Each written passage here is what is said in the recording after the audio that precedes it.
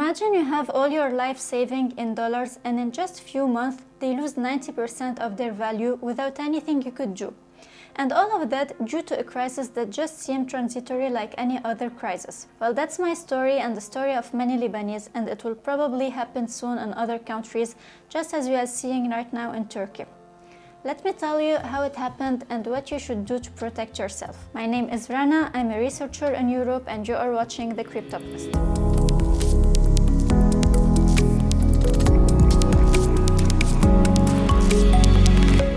But first, really quickly, if you are new to this channel, make sure to subscribe if you enjoyed this video, then hit that like button and leave a comment for the algorithm. In addition to this YouTube channel, make sure to check thecryptopost.com and you can support me on my Patreon and my OnlyFans that are in the description.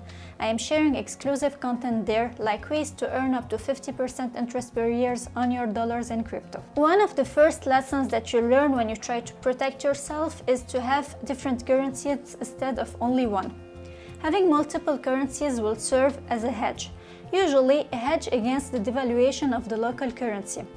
Actually, even having both Lebanese pounds and dollars to protect yourself, it failed almost immediately in Lebanon. At first, the banks applied a withdrawal limit of cash to prevent a bank run.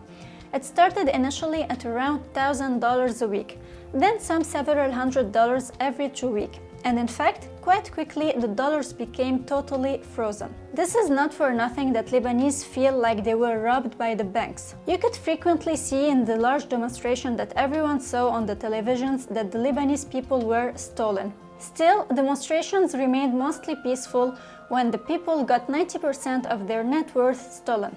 Lebanese people are really remarkable. As Lebanon was worried of foreign currencies like the dollar leaving the country, banks have frozen the accounts in foreign currencies. But the local currency, the Lebanese pound, had also for some times a withdrawal limit. My whole life saving or the one of my father are in dollars and Lebanese bank accounts that are frozen.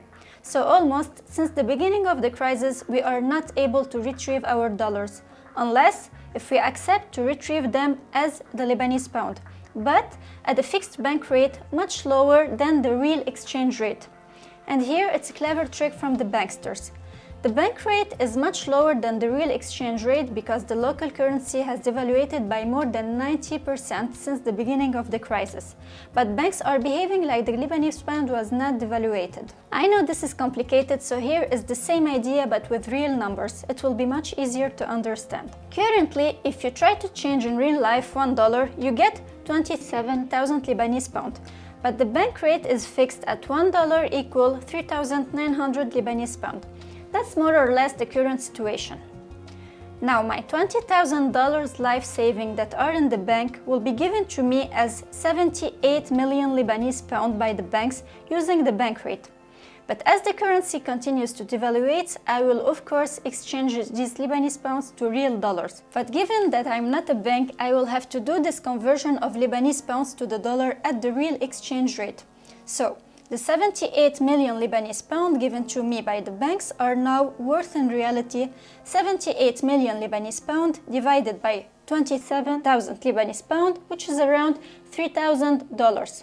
This is a net loss of around 90%. You usually hear such a loss in the crypto space, but here it's on life saving in dollars and in a real country. Just for your information, we used $1 equal 27,000 Lebanese pound, and for sure, these numbers won't be accurate anymore in the next month, not even in the few weeks. Here are a few interesting details regarding the dollar situation in Lebanon. The freeze affects dollars that were on accounts before October 2019. The dollars on these accounts are now called Lollars. Lebanon may be a dead country, but at least you are still funny. So, as you already said, Lollars can be withdrawn without a cut due to the exchange rate offered by the banks, an exchange rate much lower than the real exchange rate on the market. Now, for dollars arriving on banks' account after October 2019, they are called fresh dollars. The fresh dollars can supposedly be used as normally intended.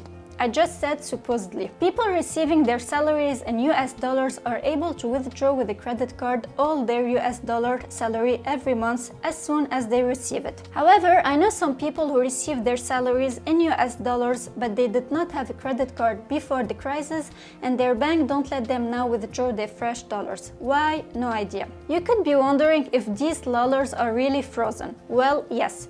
You can't do anything with them. Transfers of the Lollars are not allowed to anywhere, whether it's crypto exchanges, gold brokers, or even newly fresh dollar accounts. Of course, but I probably don't need to say it, these rules apply to common people.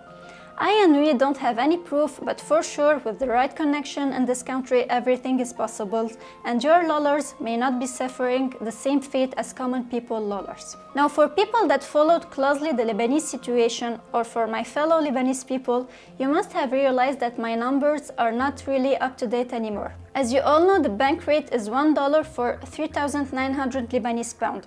However, the official rate is still $1 for 1,500 Lebanese pound. Currently, we are able to withdraw Lollars at the bank rate and not at the official rate, but lately, as you might have seen, these developments are a dancing show between the central bank and the politicians, each trying to reverse the decision on the other. So for the sake of the clarity, I don't go into these details yet. So what's the moral of the story? No idea. However, at least, thanks to my experience and every Lebanese experience, we can correct for you the first lesson. It's true that you should have different currencies, but not all in banks. Some at your place, for example, and for a larger amount that you don't want to hold at your place, use banks that are not all in the same country. Sounds easy and simple, right? Well, as always, it's easier said than done. It's highly impractical for 90% of people, or it used to be until recently. Crypto now offered the possibility for everyone to easily have dollars. With crypto exchanges like Binance or FTX, it's easy to buy some stable coins that are pegged to the dollar. This platform could be considered as abroad banks in the case you can't really open a bank account abroad. With crypto, you can even store your stablecoin outside of any platforms and directly hold them yourself in a ledger, for example.